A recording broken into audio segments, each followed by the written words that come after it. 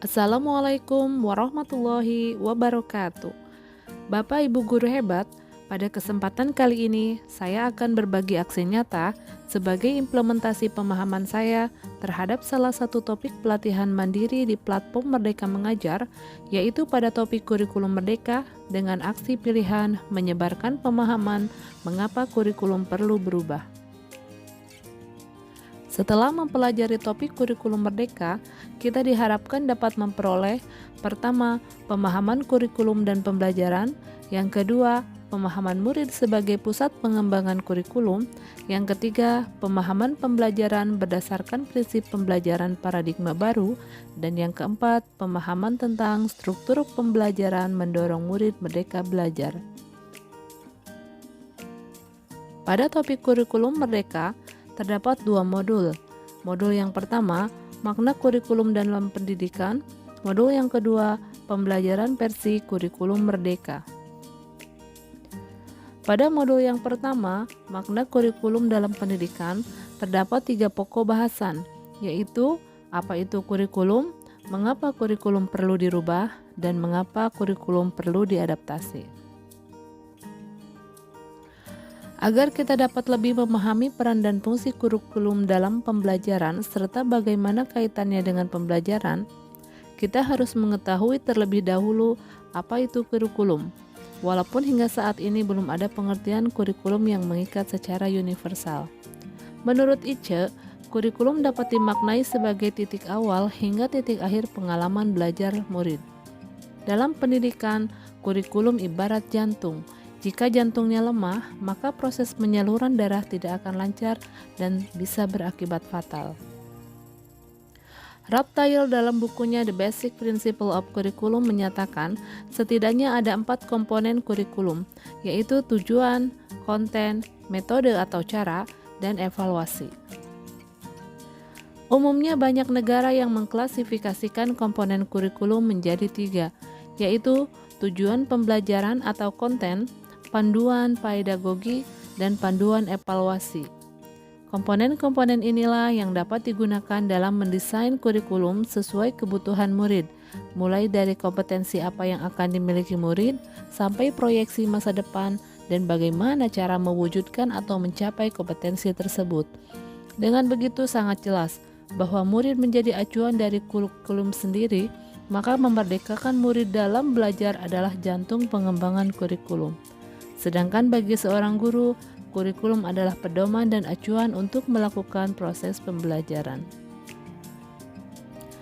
Pembahasan selanjutnya, mengapa kurikulum perlu dirubah? Di Indonesia sendiri telah terjadi perubahan kurikulum berkali-kali.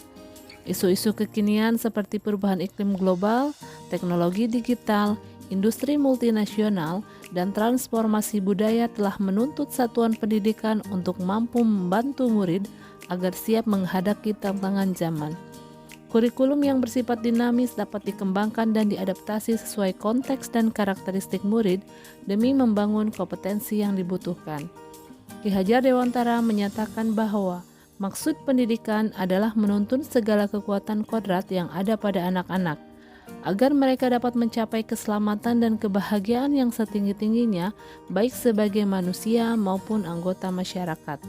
Oleh karena itu, agar dapat menuntun murid sesuai kodrat alam dan kodrat zamannya, pembelajaran termasuk kurikulum harus disesuaikan atau berubah. Subpokok terakhir dalam modul 1 berikutnya adalah mengapa kurikulum perlu diadaptasi. Perbedaan karakteristik lingkungan dan ekosistem sekolah dan perubahan yang terus terjadi menjadi alasan mengapa kurikulum dari pemerintah pusat harus melalui proses adaptasi terlebih dahulu. Bentuk adaptasi kurikulum harus sesuai dengan kebutuhan murid-murid di sekolah, misalnya dengan merancang kurikulum operasional satuan pendidikan atau KOSP. Selanjutnya kita akan membahas modul 2 pembelajaran versi kurikulum merdeka. Pada modul 2 terdapat 3 subpokok bahasan, yaitu prinsip umum pembelajaran, capaian pembelajaran, dan struktur pembelajaran dengan paradigma baru. Tujuan kita mempelajari pokok bahasan pertama pada modul 2 yaitu prinsip umum pembelajaran adalah agar mampu memahami konsep dan prinsip pembelajaran yang berpihak pada murid. 5 prinsip pembelajaran dengan paradigma baru yang dapat diperankan oleh satuan pendidikan dan guru untuk mendukung proses pembelajaran yang berkualitas saat ini, yaitu sebagai berikut. Pertama, mempertimbangkan kebutuhan capaian murid saat ini. Kedua, membangun kapasitas belajar murid menjadi pembelajar sepanjang hayat. Ketiga, mendukung perkembangan kognitif dan karakter murid. Keempat, menyesuaikan konteks kehidupan murid. Dan kelima, mengarah pada masa depan yang berkelanjutan. Pokok bahasan berikutnya adalah capaian pembelajaran yang memuat 4 subpokok bahasan, yaitu 1. Capaian pembelajaran, 2. Proses belajar dalam mencapai pembelajaran, 3. Capaian pembelajaran dalam kurikulum, 4. Kompetensi capaian pembelajaran dan profil pelajar Pancasila. Subpokok bahasan pertama yaitu capaian pembelajaran merupakan kompetensi dan karakter yang ingin dicapai setelah menyelesaikan pembelajaran dalam kurun waktu tertentu. Capaian pembelajaran setara dengan kompetensi inti dan kompetensi dasar pada kurikulum 2013. Capaian pembelajaran memuat 2 hal, yaitu kompetensi inti dan kompetensi esensial. Tujuannya mendorong proses pembelajaran yang mendalam kepada murid. Guru memiliki ruang untuk mengembangkan kompetensi yang dimiliki murid. Kurikulum prototipe mengusung konsep Merdeka Belajar, sehingga capaian pembelajaran pun disusun dengan memperhatikan tahapan-tahapan perkembangan murid sesuai usianya. Pada kurikulum prototipe, capaian pembelajaran dimulai dengan 6 fase. Dimulai dari jenjang SD fase A untuk kelas 1 sampai kelas 2 SD, fase B untuk kelas 3 sampai kelas 4 SD, dan fase C untuk kelas 5 sampai kelas 6 SD. Pada jenjang SMP, murid akan berada pada fase D, 7 sampai 9. Sedangkan jenjang SMA dibagi menjadi 2 fase, yaitu fase E untuk kelas 10 dan fase F untuk kelas 11 dan 12. PAUD menjadi fase pondasi untuk mempersiapkan murid siap memasuki fase A. Pada subpokok bahasan berikutnya, kita akan mempelajari kaitan kompetensi, capaian pembelajaran, dan profil pelajar Pancasila. Sebelum membahas kaitan ketiga hal tersebut, mari kita pahami dulu sekilas tentang profil pelajar Pancasila.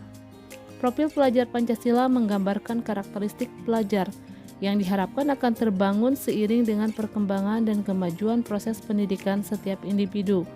Untuk mewujudkan cita-cita profil pelajar Pancasila, diperlukan kerjasama dari seluruh komponen satuan pendidikan. Profil pelajar Pancasila dijabarkan menjadi 6 dimensi, yaitu beriman, bertakwa kepada Tuhan Yang Maha Esa dan berakhlak mulia, mandiri, bergotong royong, berkebinekaan global, bernalar kritis, dan kreatif. Keenam dimensi ini harus dibangun terus-menerus secara konsisten sejak fase pondasi di PAUD sampai di akhir fase F atau setelah lulus dari SMA. Berikutnya materi terakhir di modul ini yaitu struktur pembelajaran dengan paradigma baru. Pembelajaran paradigma baru merupakan upaya menumbuhkan pembelajar sepanjang hayat yang sesuai dengan profil Pancasila.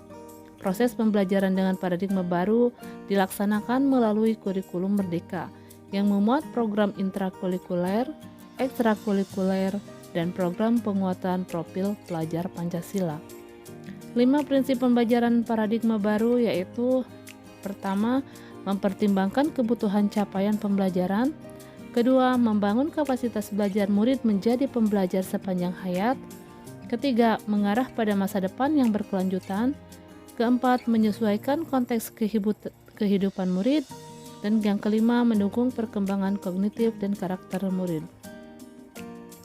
Demikian pemaparan dari saya mengenai pemahaman kurikulum Merdeka. Setelah menyimak paparan tersebut, saya mohon bantuan Bapak Ibu guru hebat untuk berkenan mengisi umpan balik pada formulir yang ada pada link yang tertera pada kolom deskripsi. Atas perhatian, partisipasi, dan bantuannya saya ucapkan terima kasih.